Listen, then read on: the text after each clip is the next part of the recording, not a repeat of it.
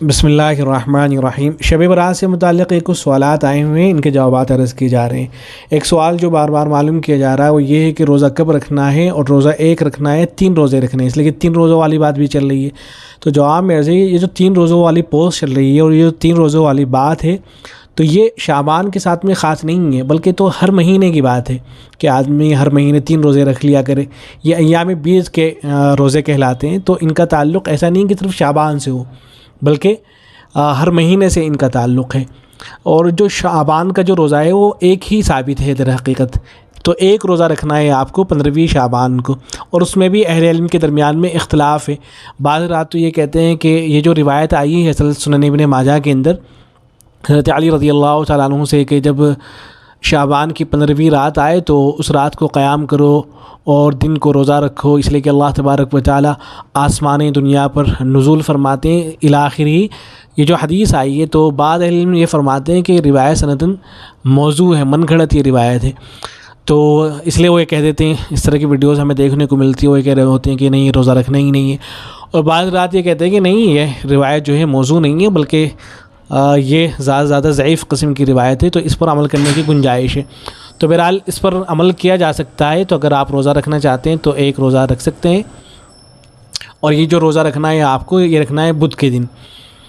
کل منگل ہے تو منگل کی جو شام ہے وہ جو رات آئے گی وہ شب برات ہوگی، اور اس رات کو جتنی اللہ تبارک و تعالیٰ توفیق دیں اتنی عبادت کر لیں، اور اس سے جو اگلا دن ہوگا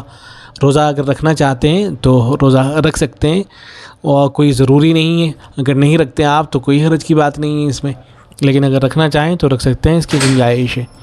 ایک سوال جو بار بار کیا جا رہا ہے، بعض ویڈیوز اس طرح کی گردش کر رہی ہیں، ان کو شیئر کیا جا رہا ہے جن میں بعض غیر مقلد علماء ہیں یا ایک سلفی عالم ہیں جن کے انگلش میں بیانات ہوا کرتے ہیں، میں ان کا نام بھول رہا ہوں کیا ہے،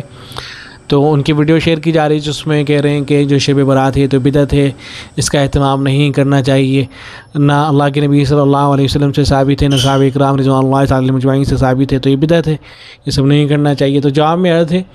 دیکھیں، اگر وہ یہ کہیں کہ اس رات کے اندر جو لوگ اکٹھے ہوتے ہیں، اجتماعی طور پر نمازیں پڑھی جاتی ہیں، اجتماعی طور پر ذکر و اذکار کیا جاتا ہے،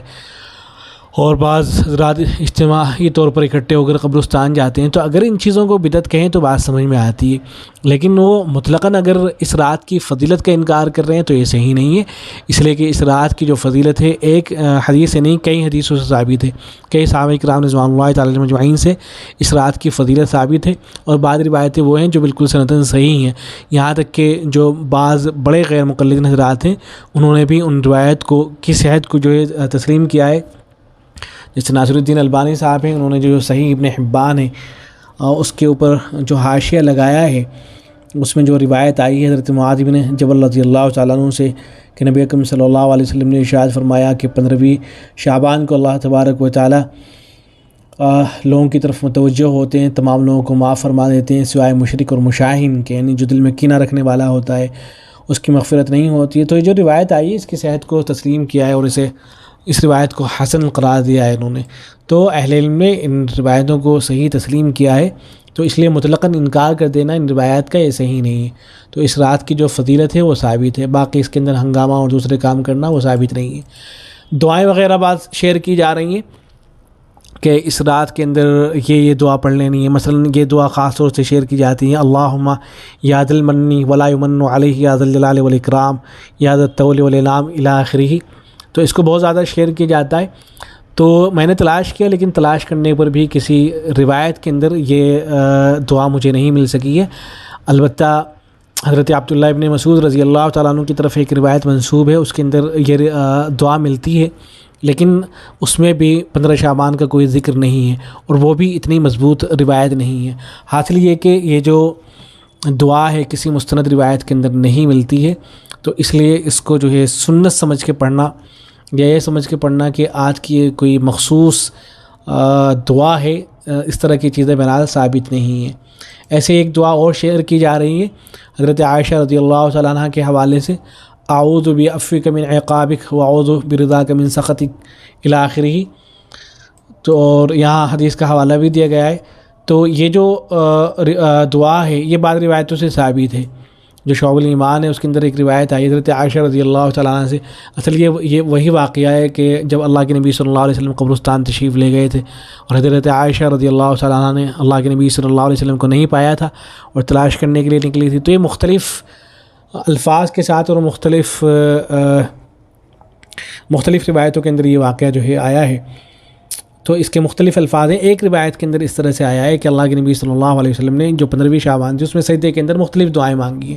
ایک دعا تو یہ ہے سجد لک خیالی و سوادی و امن بک فؤادی فہادی یدی وما جنیت بها علی نفسی یا عظیم الی آخری. ایسے ہی یہ دعا بھی ہے جو پوسٹ میں ذکر کی جا رہی ہے واعوذ بعفوک من عقابک. اور ایسے ہی ایک دعا اور بھی ہے اللہم ارزقنی قلبا تقیا من الشر نقیا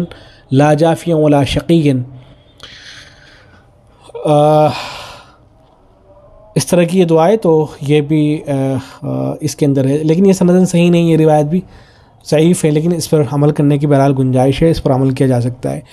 اس لیے بھی اس پر عمل کر سکتے ہیں اس لیے کہ یہ دعائیں جو ہیں یہ مختلف روایتوں سے ثابت ہیں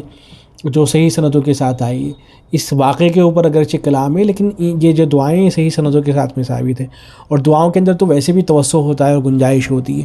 تو یہ دعائیں مانگی جا سکتی ہیں. سجدے کے اندر بھی مانگ سکتے ہیں اگر نفل نماز پڑھ رہے ہیں آپ, یا ایسے ہی الگ سے اگر آپ مانگنا چاہیں تو تب بھی ان دعاؤں کو پڑھا جا سکتا ہے, گنجائش ہے. ایسے ایک سوال یہ بھی کیا جا رہا ہے کہ اس رات میں کیا عورتیں قبرستان جا سکتی ہیں؟ تو عورتوں کا قبرستان جانا ایک تو ویسے ہی علماء اکرام منع کرتے ہیں, تو اور آج کی رات میں جانا تو یہ اور بھی مسائل کو کھڑا کرنے والا ہے. اس لیے کہ آپ جانتے ہیں کہ بعض علاقوں کے اندر تو بہت زیادہ شور و شرابہ ہنگامہ ہوتا ہے, لوگ جمع ہوتے ہیں, تو ایسے میں تو ویسے ہی اجازت نہیں ہوگی جہاں اس طرح کے ہنگامے شور و شرابے ہوں.